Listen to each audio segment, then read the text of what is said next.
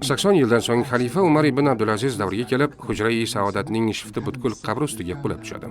Umar ibn Abdulaziz rahimahulloh Madina valisi bo'lgan payti Oysha onamizga tegishli bo'lgan xonani ko'chirib tashlab, xonaning tashqi qismini qaytadan qurdirib ta'mirlatadi. So'ngra hujra atrofiga to'rtburchak shaklidagi devor yotqiziladi. Ushbu devor hujra ichidagi qabrlarni to'rt tarafdan o'rab turar edi. Bu devorning ajralib turuvchi jihatlaridan biri. Uning zich holda qurilgan edi. Ya'ni hech kim muborak qabr yoniga yetib bora olmasdi. Shuningdek, Umar ibn Abdulaziz xalifalik davrida ushbu to'rtburchak shaklida yotqizilgan devor ustiga shift quriladi. Keyinchalik Umar ibn Abdulaziz xalifalik davridan so'ng muborak qabr atrofidagi barcha xonalar olib tashlanadi va ichki devor ustidan 5 burchakli boshqa bir devor yotqiziladi. Devorning 5 burchak qilinishiga sabab Ka'bai sharifga o'xshab qolmasligi uchun edi. Bu bilan insonlarning Madinada ham tavof qilishi mumkin deb o'ylab qolishlarining oldi olindi. Bundan qariyb 500 yildan ko'proq vaqt o'tib, Mamlukiylar davlati davrida Sulton Muhammad ibn Qalovun as-Solihiy taxtadan yasalgan kichik gumbazning ichkaridagi ilk devor ustiga qurdiradi.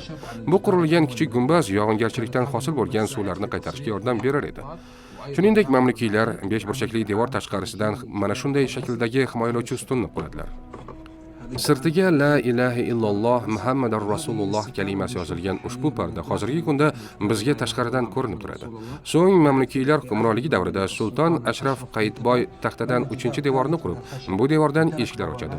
Avvallari insonlar bu eshiklardan ichkariga kirib, ichkarida Rasululloh sallallohu alayhi va sallamga salovat aytar edilar. Keyinchalik Saudiya hukmronligi davriga kelib, tashqaridan binoni butkul yangilash ishlari olib borilib, ichkaridan esa 2-devordan boshqa barcha qismlar yangilandi. Bu esa hozirgi kundagi Masjid-i Nabaviyga kelgan ziyoratchilar ko'radigan Hujra-i Saodatning ko'rinishidir.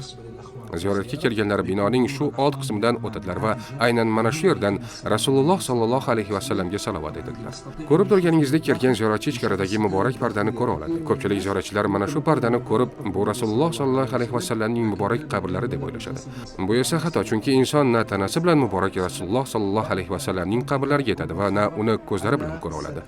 Keyinchalik asosiy shiftning ustiga yashil gumbaz quriladi. Ushbu gumbaz ostidagi barcha narsani to'lig'icha yopib turadi. Taxtadan yasalgan kichik gumbaz esa hali hanuz katta gumbaz ostida saqlanib turibdi.